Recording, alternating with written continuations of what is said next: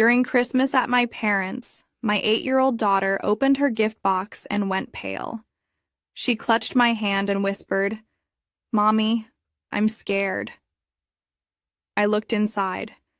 The gift seemed normal at first, but then I froze. My hand started shaking. 5 minutes later, I called the police.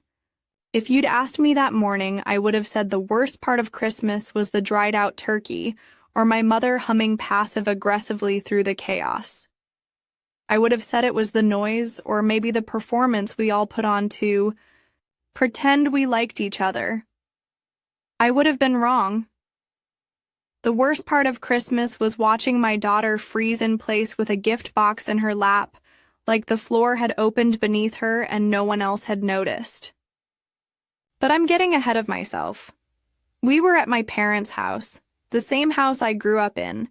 Same creaky floorboards, same smell of cinnamon-scented potpourri and emotional avoidance.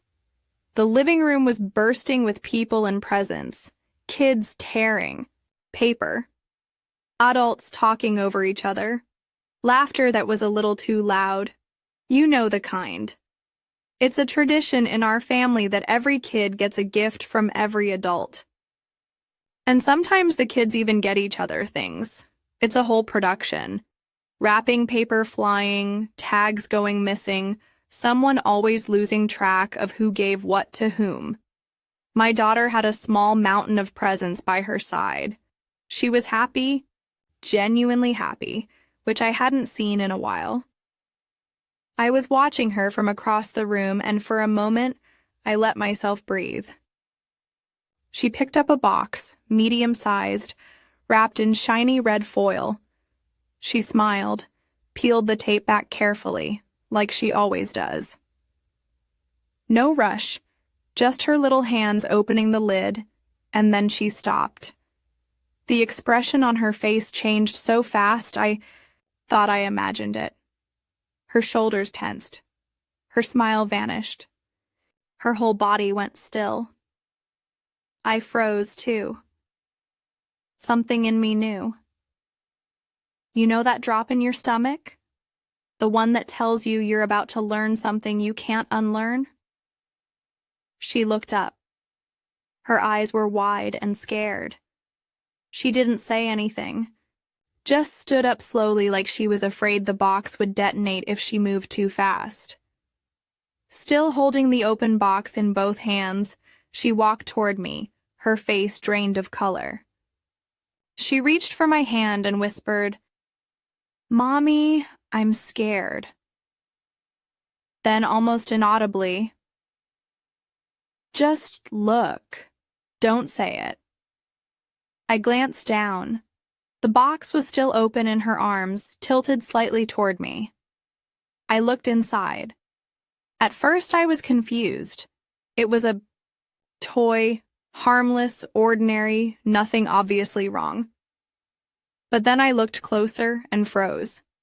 Everything around me, the lights, the noise, the smell of baked ham, all of it dropped away. It was like time paused. Or maybe I did.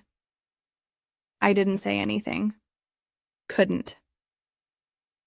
I looked up and scanned the room.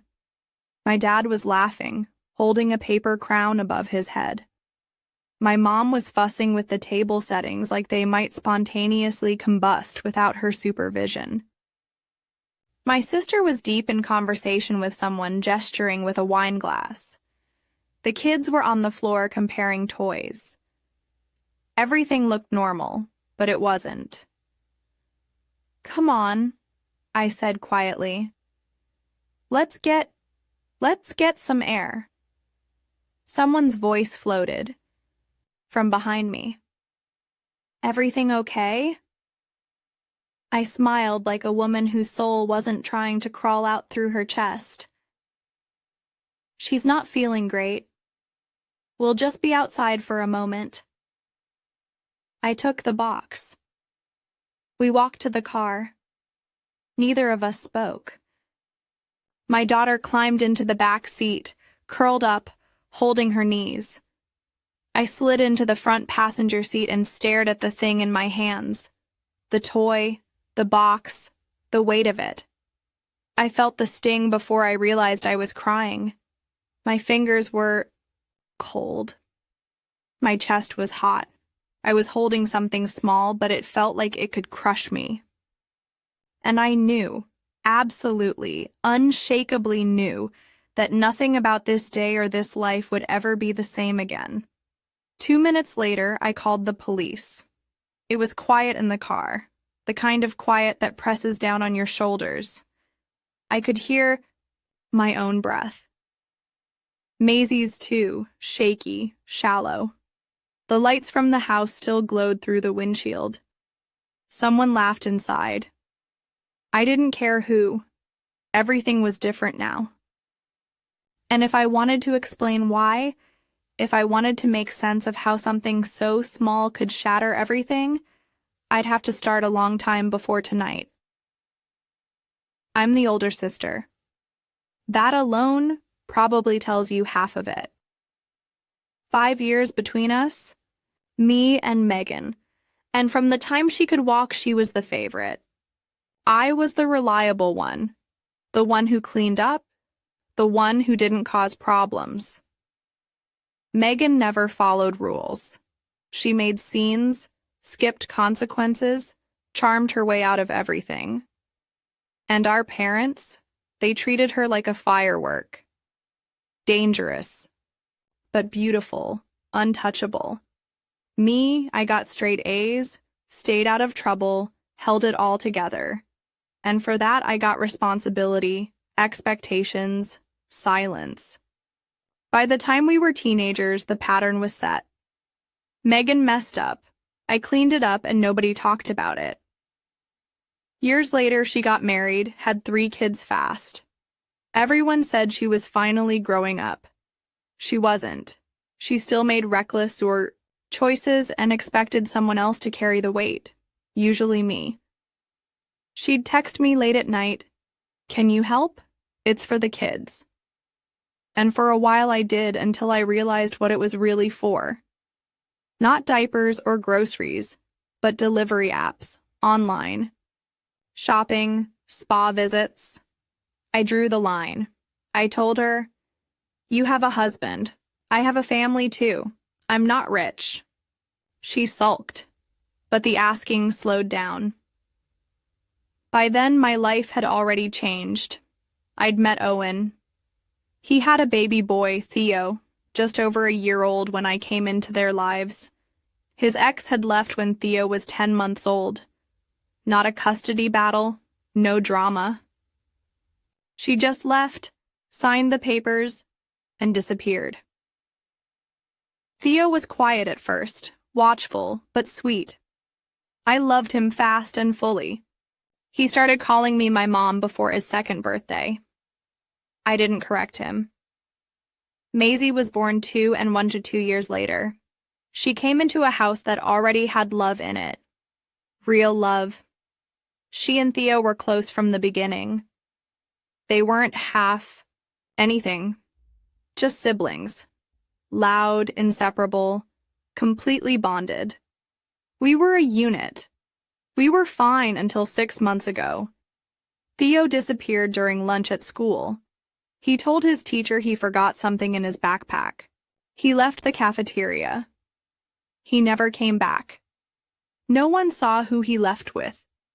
No one saw where he went. No security footage, no note, no sound, just gone. The police were involved immediately. They searched everywhere, found nothing but his backpack, dumped behind a hedge a few blocks away. No ransom, no contact, no leads. We stopped sleeping. Owen stopped talking. Maisie cried in her sleep for weeks. I stopped waiting for updates and started preparing for silence. I told myself we'd get through Christmas. We'd fake it for Maisie's sake. Smile. Show up. Survive. Then she opened that box. Now we were in the car. Me holding the box. Her watching me in the mirror. I looked at the toy again. It still looked harmless. It still looked like nothing. But there was a mark, a detail, A tiny specific imperfection. Something no one else would notice unless they already knew. And I did. Maisie's voice was barely a whisper. He had it when he went to school that day. I didn't answer. I didn't have to. I picked up my phone and I called the police. The police arrived about 15 minutes after I called them. They pulled up in a marked cruiser, calm and quiet, like they were just here to check on a neighbor's dog barking too late at night. Maisie and I were still sitting in the car, the box between us. My hands were ice. Her knees were tucked up to her chest, face turned away from me.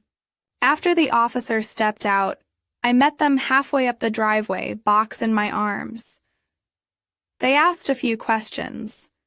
I answered like I was underwater. When I handed over the toy, I kept thinking maybe it would turn out to be something else, that there would be some explanation, that maybe I was wrong. But I wasn't.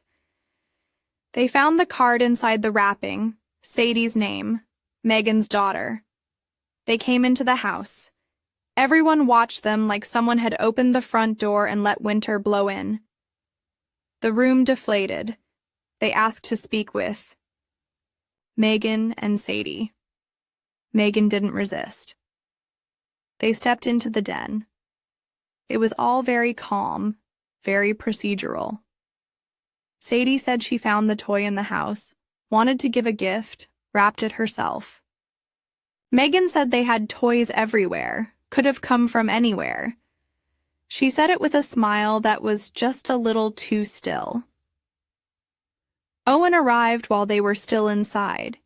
He stood next to me without a word. We both watched like we were seeing a replay of something we'd already lived through. The police took the toy, said they'd follow up, then they left. The party didn't recover. An hour passed, maybe more. I sat at the kitchen table with my hands in my lap. Owen leaned against the counter. Neither of us had moved. That was his toy, I said quietly. He had it with him when he left for school. The marker line, the crack in the wing. That was his. Owen didn't respond. We both knew what it meant, but the worst part was it also meant something else. It meant maybe, just maybe, Theo was alive. That thought hit me like ice and fire at the same time. After a while, we stood up. We walked down the hall. The lights were dimmer now. The conversations hushed. We passed the Christmas tree, the discarded wrapping, all the pieces of a normal day that no longer meant anything. Megan was sitting alone in the sunroom, scrolling through her phone like she was trying to pretend everything was still fine. We stepped in. She looked up. Her smile flickered. "Hey," she said. "Everything's settled now." Owen didn't speak. I did. "We need to talk now." Her face twitched about what? That toy? The one Sadie gave Maisie? She set her phone down. "I already told the police. Sadie found it in the house. Probably something someone left ages ago." Owen stepped forward. "He had that toy with him when he disappeared." She blinked. "You can't be sure." "We are," I said. "Maisie remembers. I remember. Owen remembers. He never went to your house. So how did his toy end up there?" She laughed, but it sounded paper thin. "I don't know. Maybe someone brought it over. Maybe he visited once and you forgot." Owen's voice cut through. "We didn't forget. He never went to your house." Her smile faded. "Why are you doing this?" she asked. I took a step closer. "Because the police are going to come back. They're going to ask more questions. They'll trace where the toy came from. And when they find out what you did, you won't get the chance to explain it to us first." Her face went pale. She looked at Owen, then at me, then away. "Please don't tell them," she said quietly. "Then tell us first," I said. "Right now." She hesitated, bit her lip. Her eyes filled, but she didn't let the tears fall. "Not yet." Then she nodded once. "It was Theo's mom," she said. "She called me months ago, said she just wanted to see him, just talk to him, said she missed him so much." My chest tightened. "She offered me money," Megan whispered. "I didn't ask for it. She offered, and I needed it. You said you wouldn't help me anymore. I was behind on bills. I didn't think it would be a big deal." Owen's fists clenched, but he still didn't speak. "She said it would be one visit, 1 hour. I told her when Theo had lunch. She promised to bring him back." She swallowed. "He didn't come back.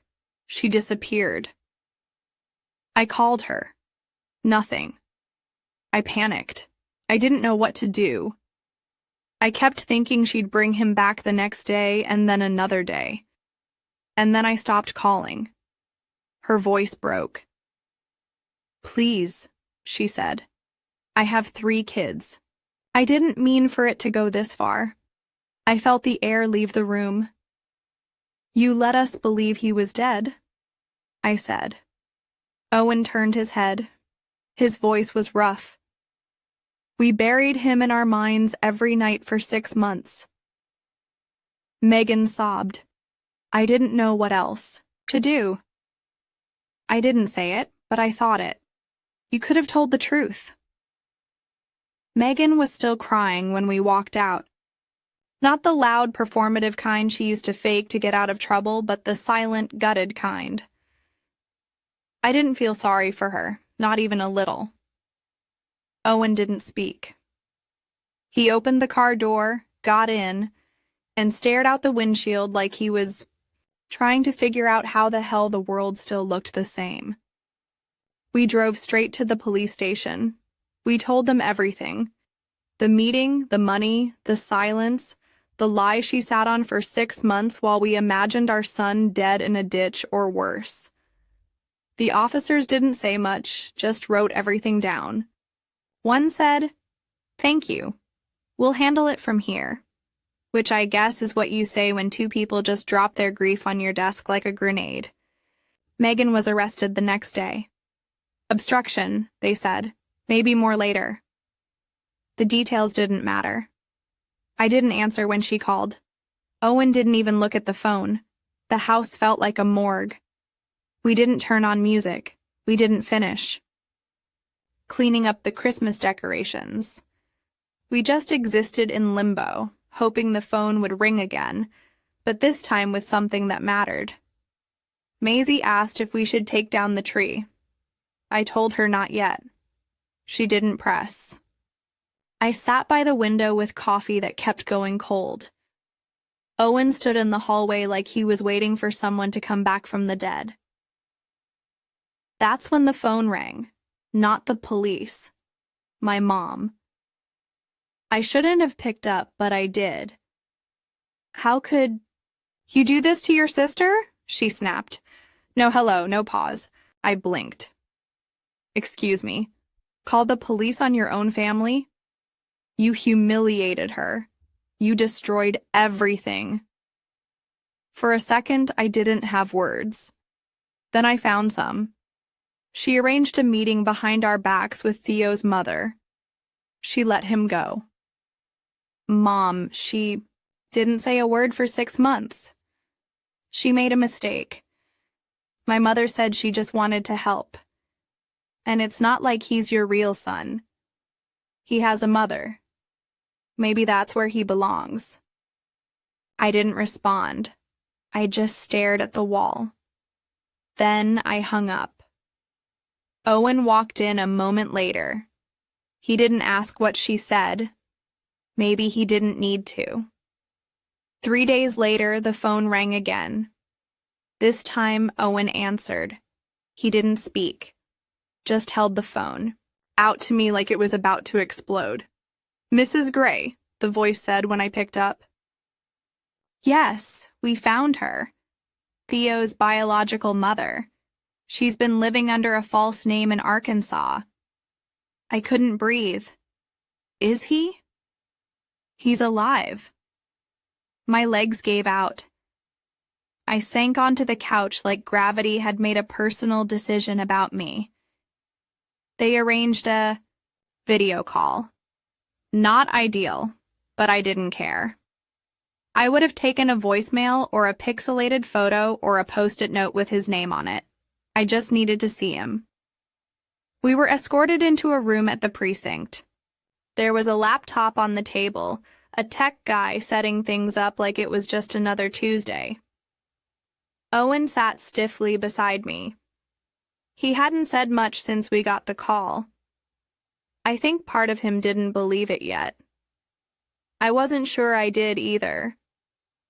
Then, the screen flickered and there he was. Theo. He looked different, paler, older. His hair was longer. He wasn't smiling, but it was him. I forgot how to breathe. "Hey," I managed. My voice cracked. He stared at the screen. Not angry, just cautious. "She told me you didn't want me," he said quietly. "Said you told her to come get me." Something inside me splintered. "That's not true," I said. "We never stopped looking for you. Not once." Owen leaned in. His voice was steady, but thin. "You're ours always." Theo looked down, rubbed his sleeve, then looked back up. I didn't believe her. Not at first. But then she said it over and over. I didn't know what to think. "You know now," I said. He nodded just once. The screen froze for a second. Someone on the other end said we had to wrap up. "We're coming to get you," Owen said. Theo didn't smile, but he didn't look afraid anymore either. "Okay," he said. "I'll be here." That night, I sat alone in the dark, the Christmas lights still blinking behind me. I didn't cry until everyone else was asleep. Not loud, not messy, just tears that came like a storm breaking after a drought. Theo was coming home, and for the first time in 6 months, I believed it. Theo came home on a Thursday. He stepped off the train with a state caseworker at his side and a duffel bag that didn't look like it belonged to him. When he saw us, me, Owen, and Maisie, standing just behind the yellow line, he hesitated like he wasn't sure it was real. Maisie ran first, straight into him. He dropped the bag and hugged her like he'd been underwater and she was air. I walked up slower. Owen didn't move at all. His face was stone. I knelt in front of Theo. "Hi, sweetheart." He nodded. Then he stepped forward and buried his face in my coat.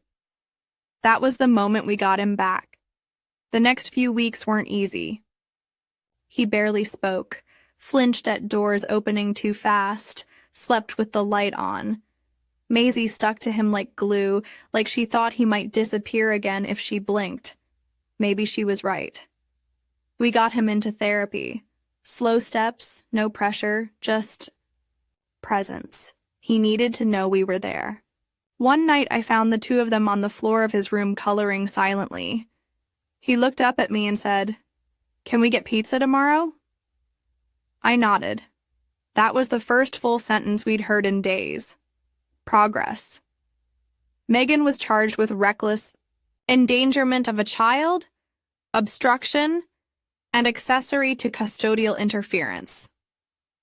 She took a plea deal, 18 months in county jail, 3 years probation, and a permanent restriction from working with kids.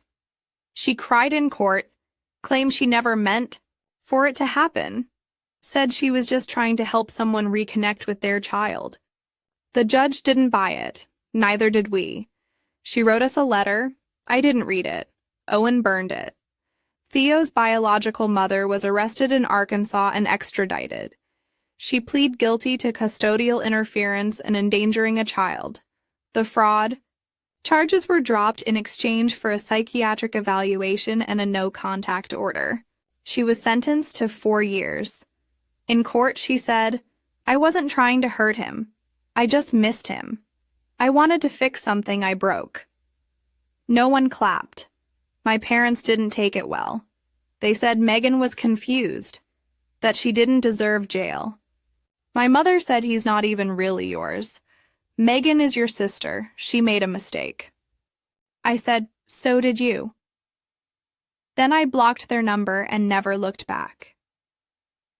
A year later, Theo laughed. I mean really laughed. Full belly, head back, snort at the end kind of laugh. Maisie had done something ridiculous with ketchup and a spoon, and he lost it. Owen and I looked at each other and didn't say a word. We didn't need to. Theo goes to school now. He draws comics. He sleeps through the night. Sometimes he calls me Mom without realizing it. I don't correct him. Today he and Maisie are out, in the backyard. She's bossing him around like she used to, and he's letting her. Owen is beside me. He's reading something, but I can feel him watching too. Everything isn't perfect, but it's ours. We lost him, and we got him back. And everything in between broke something we can never fully repair. But not all things that break stay broken. Some things get rebuilt. We're home now. Did I go too far? Not far enough? I honestly don't know. All I know is that when someone puts your child in danger,